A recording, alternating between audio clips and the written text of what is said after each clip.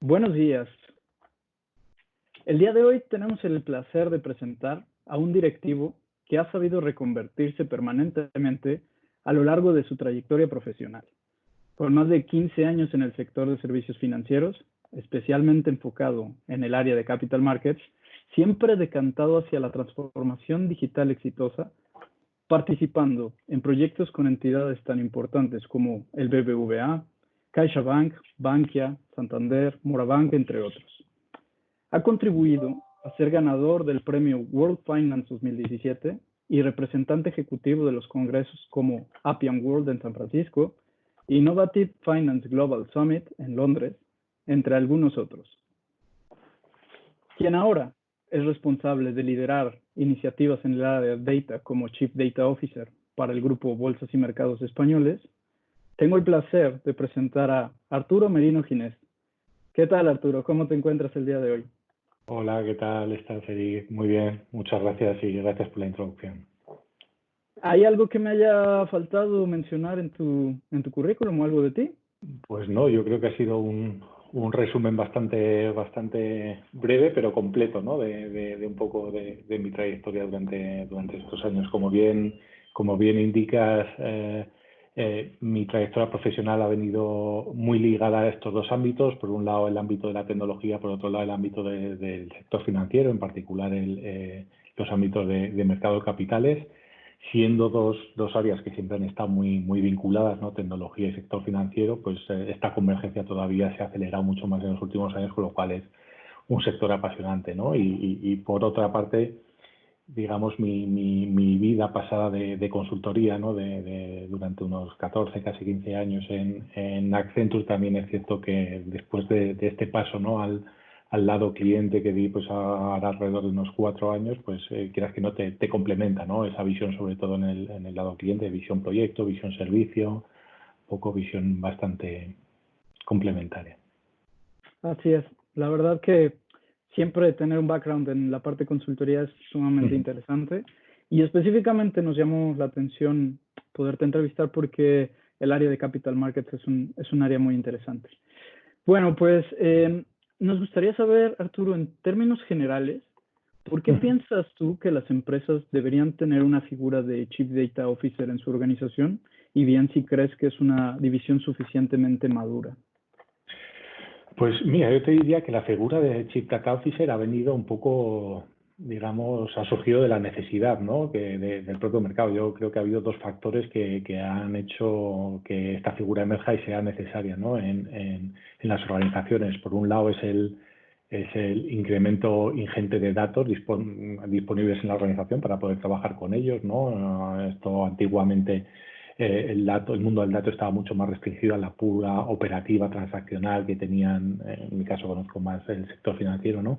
Pero esto ha crecido de forma exponencial durante los últimos años, con lo cual el volumen de datos disponibles con los que trabajar es tanto los que genera la propia entidad como los que se puedan disponer de fuentes externas es mucho mayor. Y por el otro lado, el avance y la evolución tecnológica, ¿no? Al final ahora existe un stack tecnológico que también ha evolucionado de forma exponencial, donde el mundo de las tecnologías alrededor y de forma específica para el mundo del dato, pues es también muy grande. Yo creo que esos dos factores ha hecho que en las organizaciones el mundo informacional haya ganado mucho peso y ya sí que justifique en sí mismo el tener una unidad del dato encabezada por un Chief Data Officer, ¿no? Un poco que se encargue de tener esta visión y esta gestión de forma transversal a toda la organización del dato, en cosas como pues la gobernanza, el tema de seguridad, del dato, quién ve qué, el tener un diccionario y una terminología común del dato en la organización, el poder desarrollar en un equipo especializado capacidades de desarrollar modelos analíticos más allá de la pura analítica descriptiva, el hecho de poner una arquitectura con un stack tecnológico propio para la ingesta, consumo y analítica del dato. Yo creo que todo ese conjunto de factores hace que haya caído, ¿no? Por su propio peso esta necesidad en las organizaciones. Y en cuanto a lo que me comentabas del nivel de madurez, pues yo creo que ahora mismo hay una gran dispersión, ¿no? Tanto entre los distintos sectores como dentro de un propio sector, ¿no? En cuanto a niveles de madurez. Hay empresas que que están muy maduras en ese sentido. Obviamente todos tenemos como ejemplo las grandes empresas digitales, ¿no? Pues el Amazon, el Facebook, el Google de turno son empresas que digamos que están en el state of the art, ¿no? En cuanto a la gestión del dato. Y a partir de ahí hay toda una amalgama, ¿no? Hay de niveles de madurez de organizaciones que hacen poco, otras que hacen mucho. También depende un poco del nivel, ¿no? De apetito, de hacer este tipo de cosas, del nivel de inversión. Yo creo que ahora mismo el nivel de madurez es muy disperso, ¿no? Tanto entre sectores como dentro de un propio sector. Estoy totalmente de acuerdo. No podemos medir la diferencia de las compañías en dimensiones y en evolución. Y además es un entorno en el que es un entorno en el que sí que puedes modular hasta cierto punto la velocidad a la que quieres avanzar, pero es complicado. Yo no creo que sea posible saltarse pasos, ¿no? Uno no puede pasar del 0 al 5 porque lo ha decidido hacer así, ¿no? Sino uno puede ir un poquito más rápido o más lento en función de cómo quiera planteárselo, ¿no? Pero yo creo que es un ámbito en el que hay que pasar por todos los estadios sin saltarse ninguno, ¿no? Así es, así es. Arturo, pues en otros temas, vista la carencia de perfiles de data, ¿tú crees viable a mediano plazo que en el mercado tenga suficientes perfiles técnicos que van a ser necesarios en el futuro? Pues mira, yo con mi visión de a día de hoy lo veo complicado. Yo creo que va a haber más demanda que oferta, ¿no? Yo creo que es un sector que ya en continuo crecimiento y no solo por el lado del número bruto, ¿no? de perfiles que se necesiten, sino también un poco porque a veces es difícil, ¿no? Alinear las capacidades, los conocimientos que las organizaciones necesitamos con lo que el mercado y sobre todo en perfiles no más juniors recién salido de universidades tienen, ¿no? Al final de una universidad más o menos te puede salir preparado, entre comillas, por poner un ejemplo muy simple, no un programador Java, pero de una universidad no te sale ni un arquitecto cloud ni un data scientist, ¿no? Necesita un proceso, necesita seguir formándose, ¿no? Y un proceso posterior de formación, con lo que creo que tanto en número como en capacidades yo creo que será complicado, ¿no? Cubrir la demanda que generemos las entidades en este sentido. Lo cual es bueno desde el punto de vista de candidatos, ¿no? Porque al fin y al cabo hace que pues, haya mucha oferta, probablemente con sueldos que puedan estar por encima de la media, pero nos lo pone más complicado, ¿no? A las entidades pescar, ¿no? En ese mar, ¿no? Y encima dar con el perfil, con los perfiles buenos, ¿no? Que todos queremos buscar. Efectivamente. Pues mira, la siguiente pregunta, desde mi experiencia personal y sobre todo por muy acercado a lo que comentas, hemos visto que profesiones de otro tipo, por ejemplo, ingenieros que son de otras áreas, han tenido la oportunidad de reinvertirse, un poco como lo has hecho, pero ellos estudian un máster de Big Data o de Inteligencia Artificial. Y bueno, nos gustaría conocer un poco tu opinión acerca de este tema, que ya lo respondiste un poco antes, sí, pero no sé particularmente en este nivel de ingenierías. Pues mira, lo veo muy bien y yo creo que para sobre todo si uno tiene ganas e interés, yo creo que es un ámbito en el que poder, como decía antes, ¿no? Al final hay que buscar este tipo de formación más específica que requiere el mercado, ¿no? Y es una vía que yo veo muy buena hacer este tipo de máster. También es cierto y también considero importante, ¿no? Si bien es una base muy importante contar con este tipo de formaciones regladas, que te den una base sólida de conocimiento y teórica, ¿no? También es cierto que yo creo que es fundamental el autoaprendizaje, es decir, al final vivimos en un mundo donde casi o gran parte de estas tecnologías son open source, ¿no? Tenemos al alcance de la mano con un PC en casa de bajarte cualquier herramienta de las que se utilizan hoy a modo empresarial y jugar con ella en casa, hacerte tu mini proyecto y aprender, ¿no? Cosa que a lo mejor hace 15 años, donde, digamos, sobre todo en el sector bancario estaba muy dirigido por el mundo del mainframe, nadie puede tener un mainframe en su casa, ¿no? Para jugar y aprender con estas tecnologías, ¿no? Claro. Pero hoy pasa y ocurre, con lo cual creo que es muy importante complementar este aprendizaje más reglado, formal, teórico y que es muy necesario con una base sólida con esta labor un poco de curiosidad y de autoaprendizaje y de ser curioso, ¿no? Uno mismo. Yo creo que está al alcance de la mano y se aprenden muchas cosas. Estoy totalmente de acuerdo. Y ahora en estos temas de cuarentena que las grandes compañías como Coursera y Udemy están ofreciendo una serie de entrenamientos, tú mismo, hasta sin tener ninguna idea, puedes tener un poquito de qué es este mundo de la tecnología, y los grandes expertos pues tienen cursos más avanzados. Por otro lado, Arturo, ¿cuáles crees tú que son los principales desafíos que plantea la integración de datos en un data lake de entornos tan diversos como business intelligence, big data, inteligencia artificial o inteligencia de negocio, e incluso analítica digital o analítica web? Pues yo creo que son muchos, ¿no? Y lo importante es cómo enfrentarlos. Yo creo que la primera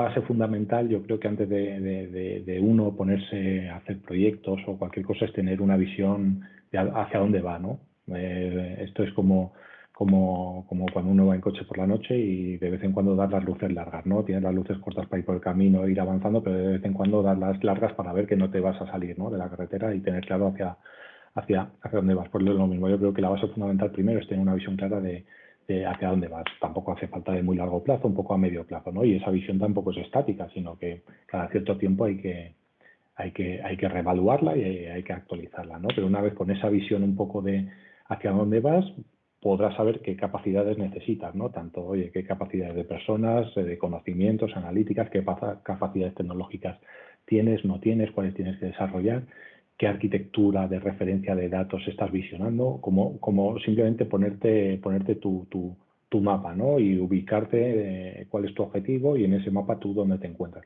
Y a partir de ahí yo creo que lo importante es crecer y avanzar y ya empezar ese camino real en base a casos de uso, es decir, antes de uno volverse loco, ¿no? Y caer a veces un poco en el error de hacer tecnología por tecnología, de ponerse a construir un data lake sin tener muy claro para qué o qué es lo que quieres conseguir. Yo creo que lo principal es hacerse las preguntas correctas, ¿no? Y generar esos casos de uso, sobre todo con el resto de las áreas de la organización, muy pegado al negocio, de qué cosas quieres resolver, a qué preguntas quieres dar respuesta, ¿no? ¿Cuáles son esos casos de uso reales?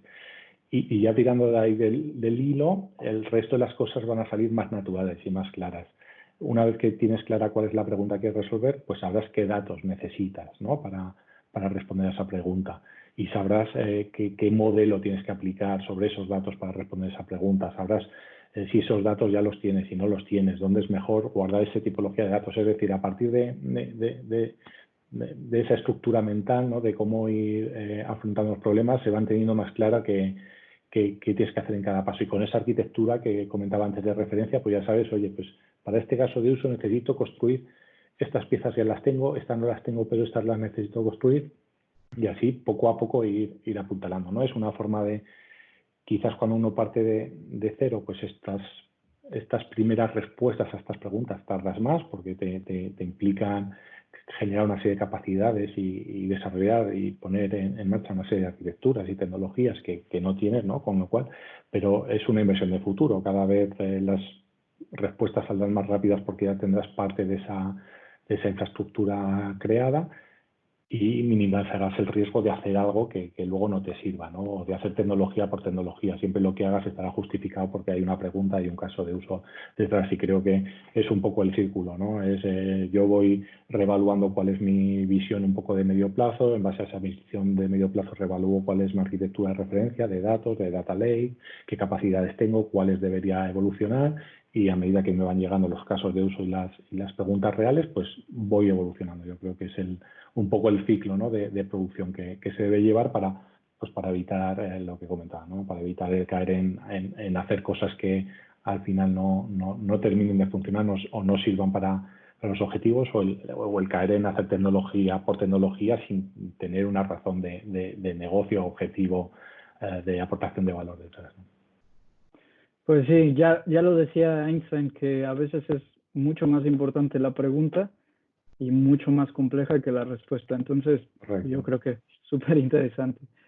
Mira, para terminar, siguiendo un poco el impacto reportado por la crisis sanitaria y por supuesto económica del momento, en tu opinión, ¿qué impacto real a nivel económico, estratégico, tecnológico crees que puede suscitar en el mercado bancario español? Y sé que es un poco global, pero nos gustaría un punto de vista tuyo. Pues bueno, y esto ya es un poco opinión personal, ¿no? Pero bueno, yo creo que la realidad está ahí, ¿no? Si ya antes de la crisis, digamos que el entorno de negocio bancario no era el mejor, ¿no? Con los tipos bajos, etcétera, pues ahora no ha mejorado, ¿no? Incluso ha empeorado. De hecho, creo que ya había noticias, ¿no? De resultados de principales bancos europeos este primer trimestre que han dado pérdidas. Al final es un entorno donde los tipos de interés siguen muy bajos, donde probablemente por la coyuntura económica y la crisis pues se prevea que el nivel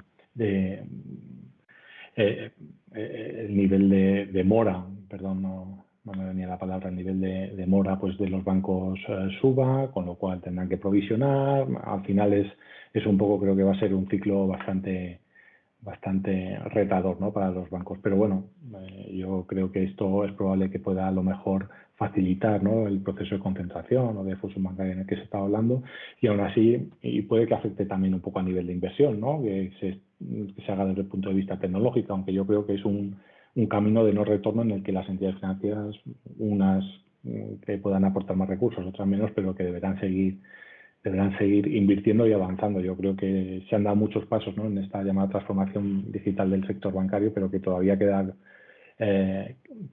por dar en la tecla, ¿no? De cuál es el modelo de este nuevo modelo de banca, ¿no? Que cambia un poco de la concepción un poco más del margen de intermediación y de la colocación de producto y comisiones, y más hacia este modelo más de servicio, de client-centric, de fidelización, de conseguir, de captar esa confianza de los clientes, ¿no?